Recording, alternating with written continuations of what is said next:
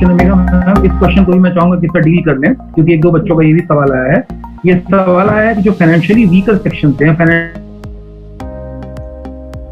उनके लिए असिस्टेंस की क्या व्यवस्था हो पाएगी, उनके लिए क्या ऑप्शन है? मेरा क्वेश्चन इस तरह से रिलेटेड है। गोल्डन फेज है अभी बिहार में, जिसको पढ़ाई करना है उसके लिए जितना सुंदर अवसर अभी बिहार में है, इतना सुंदर अवसर बिहार में पहले कभी नहीं था। जिस तरीके से छात्रों के पास अवसर है, मौका है कि आप स्टूडेंट क्रेडिट कार्ड के माध्यम से अपनी पूरी पढ़ाई करो, यहाँ तक कि आपको कुछ खर्चा आपके रहने खाने का भी मिलता है, हॉस्टल का भी पैसा मिलता है, आपके अकाउंट में पैसा जाता है। इतनी बढ़िया व्यवस्था कभी पहले नहीं थी और मैं हमेशा यही चाहूंगा कि इस तरह की सुविधा आने वाले वर्षों में बिहार के छात्रों को, कम से कम गरीब घर के छात्रों को जरूर मिलती रहे। जो लोग समर्थवान हैं, जिनकी आमदनी अच्छी है, जिनके पास 50 बीघा का खेत है, वैसे लोगों को सरकार सुविधा हटा दे। बड़े बड़े कॉन्ट्रैक्टर हैं, उनकी सुविधा हटा दे। जो लोग 5-10 लाख साल का कमाते हैं, इनकम टैक्स पे ही, हम लोग की सुविधा हटा दे। लेकिन गरीब घर के बच्चों को सुविधा दी जाए कि उनकी पढ़ाई का खर्चा सरकार दे, और उसको फ्री पढ़ाई नहीं देगी, सुविधा सरकार देगी, लोन सरकार देगी। और बच्चा वापस कब करेगा? जब जॉब मिलेगा। जब जॉब मिलेगा, इनकम होगी, सैलरी आएगी, उसी 25,000 आया, 25,000 में से 3,000 सरकार को वापस करना है, बाकी का 22,000 रुपया घर में उसकी इनकम आ गई। इससे बढ़िया व्यवस्था क्या होगा कि उसको पापा से पैसा नहीं लेना है, ना अभी लेना है, ना आगे जाकर के लेना है। उसको आगे जाकर के भी जब अपनी सैलरी मिलेगी तब सरकार को वापस करना है। जब सैलरी नहीं मिलेगी तो उसको वापस करने की जिम्मेदारी नहीं है। और ये बात मैं नहीं कह रहा हूं, ये बात माननीय मुख्यमंत्री भी कह रहे हैं। रुको, मैं तुम लोग को उसका वीडियो दिखाता हूँ मुख्यमंत्री जी का। और ये चीज लिखित में सरकार ने जारी कर दिया। इसका शासन आदेश जो है वो लिखित में जारी हो चुका है कि बच्चों को तभी उनकी फीस का भुगतान करना होगा जब उनको जॉब मिल जाएगी।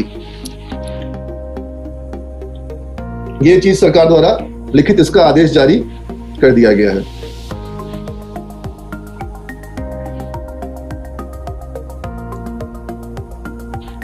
ये सब आप सिमज के बच्चों की सफलता की कुछ तस्वीरें देख रहे थे। क्या क्या चीज हमारे यहाँ कोर्स में साथ कराया जाता है। अब इसमें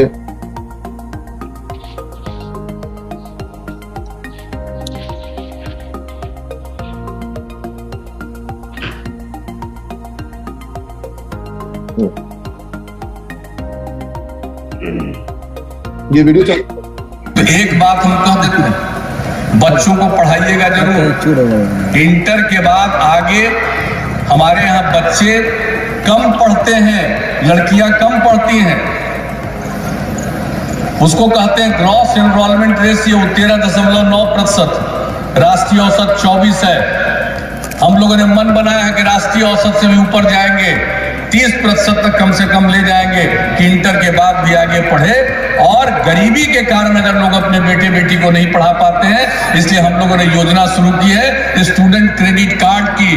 वो अगर इंटर के बाद आगे पढ़ना चाहता है तो 4 लाख रुपए तक की सहायता राज्य सरकार स्टूडेंट क्रेडिट कार्ड के माध्यम से देगी। जब रोजगार ले लोगे तब पैसा लौटाना, और एक अंश में नहीं 82 अंश में।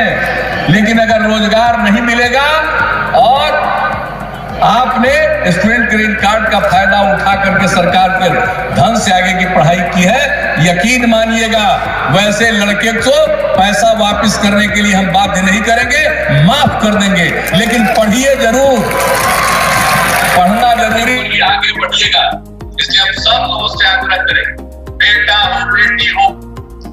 तो जैसा कि मुख्यमंत्री कह रहे थे कि मैं माफ कर दूंगा, तो माफ कर दूंगा का उन्होंने नोटिफिकेशन जारी कर दिया है।